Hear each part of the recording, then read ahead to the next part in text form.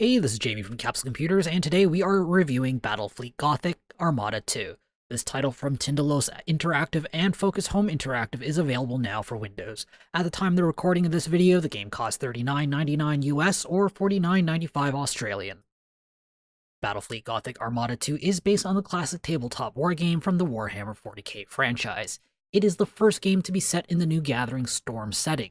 The sequel improves on the first video game adaptation with larger fleets, more ship customization options, all 12 factions from the tabletop game, and improved gameplay. As the first video game in the new Gathering Storm setting, Battlefleet Gothic Armada 2 does a lot better job at explaining the intricate Warhammer 40k universe than most video games. The 3 campaigns for the Imperium, Necrons, and Tyranids introduce players to each faction's lore and their current situations. It's still not a complete introduction to all 12 factions, but I hope this signals a greater interest in bringing new players into the world. The writing is solid. While the game is not text-heavy like an RPG, the Rally the Troops speeches are done very well. The cutscenes are well-paced, providing just enough information to sketch out the lore and keep the story going without dragging into the doldrums. Battlefleet Gothic Armada 2 offers 3 campaigns for single-player and 2-player co-op. As of the writing of this review, the co-op is still in beta testing, with a final release expected to come out sometime in February.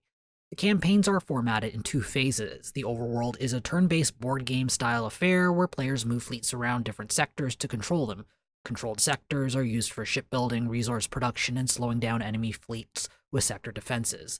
Battle for sectors can be handled automatically by the AI or by players in the RTS section of the game. Multiplayer skips the turn-based world map altogether in favor of the shorter RTS matches. Multiplayer matches are either 1v1 or 2v2 in either Domination or Cruiser Clash, their version of Team Deathmatch. Players can opt for either skirmish mode or ranked play. I would have liked to see random unranked matches for newbies to practice and experiment in before wading into the deep end. Instead, skirmishes are invite only. The RTS battles are intense. Matches are like games of chess in motion, where players are attempting to move into the right position to unleash their main guns on the enemy. Players manage not only the integrity of their ship, but also the crew. A mutiny will cause the ship to ignore commands and flee the battle, making morale just as important as shields.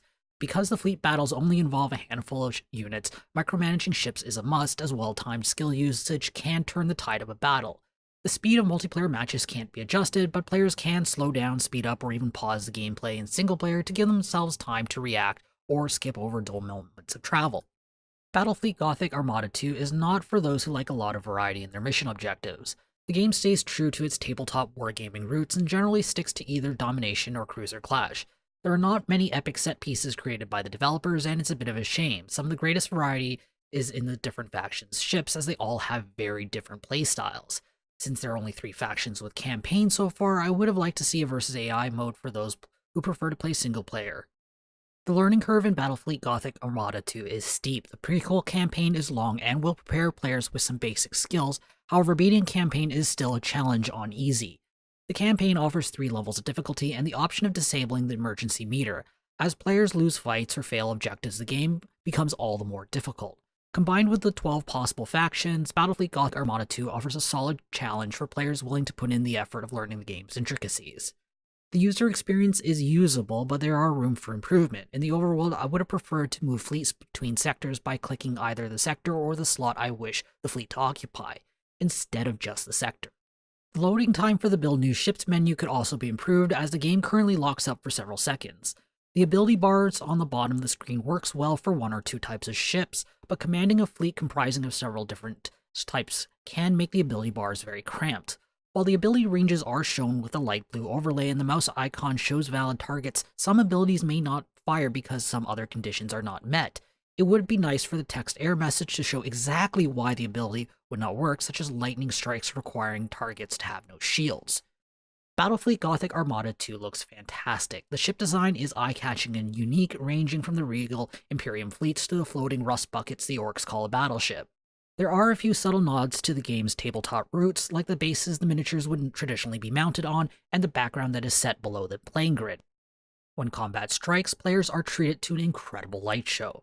While the game emphasizes large ship combat, there's quite a bit of attention to detail, as small fighters and bombers can be seen buzzing their way to enemy ships. The cutscenes are gorgeous. They look hand-painted with only a few moving elements. The style reminds me of the illustrations found in tabletop rule, and source books. The audio is solid. The voice actors do a good job of delivering their lines, though I would have liked to see a little more variation in unit chatter. The sound effects are enjoyable, doing a great job of immersing players into the massive space battles. The music is subtle, but is pleasant to listen to. Battlefleet Gothic Armada 2 does an excellent job of translating the tabletop wargaming experience to the digital sphere. There are some improvements that can be added in future patches or the next title in the series. The user experience could use some polish, and the skirmish versus AI mode is needed. Battlefield Gothic Armada 2 is a challenging game that isn't the easiest thing to learn, but it offers some of the best fleet-level combat in the market. I'm awarding the game 7 capsules out of 10. If you want to read this review, be sure to check out the link in the description or in the video's card. I hope to see you soon. This is Jamie from Capsule Computers signing off. Hey YouTube, if you enjoyed this video, be sure to like it and subscribe to Capsule Computers for more awesome videos. If you're looking for more videos to watch, check out our review of Ace Combat 7 Skies Unknown here on the right. If you're looking for another strategy game to play, check out Mutant Year Zero Road to Eden here on the left.